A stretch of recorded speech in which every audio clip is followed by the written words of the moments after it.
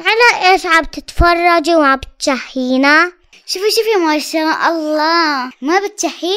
ايه والله بهالشوب قطعة تشيز كيك بالبراد تحلي الدرس بتبرد على القلب.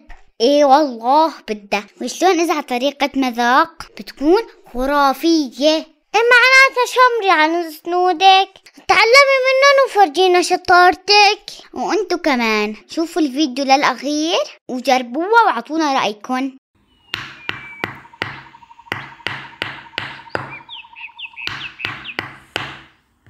السلام عليكم ورحمة الله وبركاته. أهلا وسهلا فيكم من جديد بمطبخ مذاق. بدكم وصفة حلو سريعة لذيذة وبتبرد على القلب والأحلى من هيك بدون فرن؟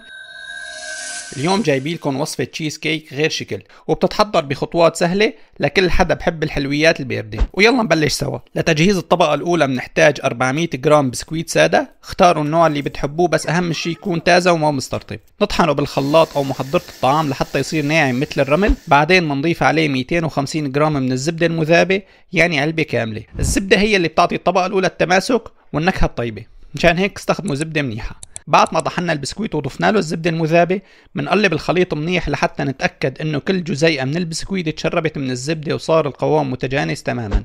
بعدين نفرد الخليط بقالب تشيز كيك ومنرصه بإيدنا او بكوب بهالشكل، ونضغط عليه منيح ليصير طبقة متماسكة ومسطحة. هالخطوة أساسية لحتى ما تتفتت الطبقة الأولى وقت التقديم، وهيك بتكون الطبقة الأولى جاهزة مثل مو شايفين. الكمية اللي استخدمناها كفة قالب تشيز كيك قطره 25 سنتي، وكمان صحن بايركس صغير مقاسه 22 سنتي.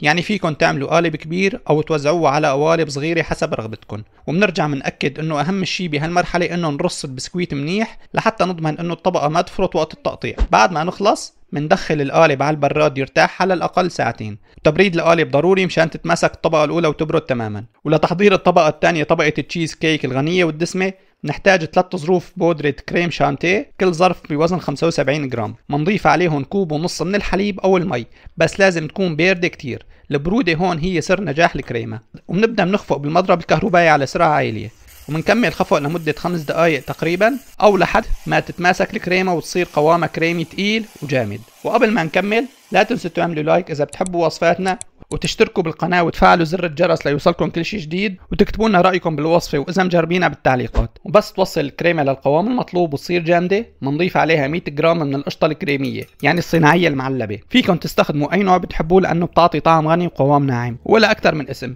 قشطة، ايما، جيمر، انتو ببلدكم ايش بتسموها. وبعدها منضيف 200 جرام جبنة كريمية، وتأكدوا انه الجبنة تكون بدرجة حرارة الغرفة حتى تنخلط بسهولة وما تتكتل. نخلط كل المكونات مع بعض منيح ليصير عنا الخليط ناعم ومتجانس تماما. وبوعاء تاني منحط كوب ماء فاتر ومنضيف عليه ظرف جيلي بالنكهة اللي بتحبوها. نحن اخترنا نكهة الفريز يعني الفراولة لانه راح تكون الطبقة الأخيرة للتشيز كيك. منحرك الجيلي منيح لحتى ما يدوب تماما ويختفي بالماء.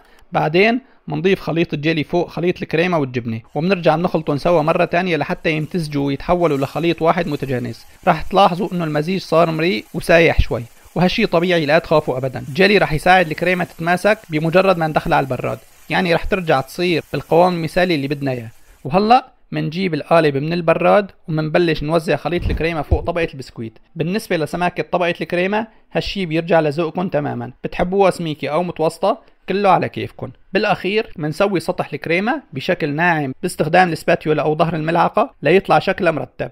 وبنرجع مندخل القوالب على البراد وبنتركها على الاقل 3 ل 4 ساعات مشان تتماسك وتبرد تماما قبل التقديم. بعد ما ارتاح التشيز كيك وتماسك بالبراد لمدة 3 ساعات على الاقل، صار وقت الطبقة الاخيرة اللي بتعطي اللمعان والطعم المميز، طبقة الجيلي. لنحضرها منحط كوبين ماء على النار وبس غلو منطفي النار ومنضيف عليهم ظرفين جيلي بنفس النكهة اللي استخدمناها بالكريمة او اي نكهة بتحبوها. منحرك الجيلي منيح لحتى يدوب تماما وما يبقى فيه اي تكتلات. وبعدين منضيف فوقه كوب ماء بارد ونخلط شوي. في ناس بحبوا يستخدموا المربى كطبقة اخيرة على التشيز كيك، وهذا كله بيرجع لذوقكم الشخصي. اما نحن فضلنا الجيلي لانه بيعطي قوام متماسك ومنعش خصوصا بالصيف. وبس برد شوي منصب الجيلي بحذر شديد فوق طبقة الكريمة المتماسكة، ولازم تحطوا ملعقة كبيرة او سباتيولا تحت الجيلي وقت السكب. هيك الجيلي بينسكب على الملعقة اول شي وبعدين بيتوزع بلطف على السطح، وهالطريقة بتمنعه انه ينزل بشكل مباشر ويخرب شكل الكريم او يعمل فيها حفر.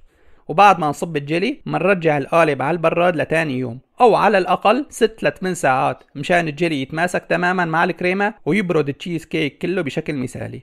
وهلأ بعد ما اخذ التشيز كيك وقته الكافي بالبراد وصار متماسك وبارد، صار وقت التقديم. يا بسم الله، شوفوا هالجمال. اكيد ما راح تقولوا الا انه جاهز من اكبر محلات الحلويات، ومع ذلك هو شغل ايدينا نظيفة وبنعرف كل تفصيلة فيه، وضيوفكم راح ينبهروا فيه ويسألوكم عن طريقة التحضير السرية، والطعمة ما شاء الله من عالم تاني. اذا حبيتوا وصفتنا اليوم شاركوها مع اصحابكم وحطوا لنا لايك، وما تنسوا تتابعوا حساباتنا على مواقع التواصل الاجتماعي ليوصلكم كل شيء جديد. واخيرا جربوها وان شاء الله راح تحبوها، وبالعافية.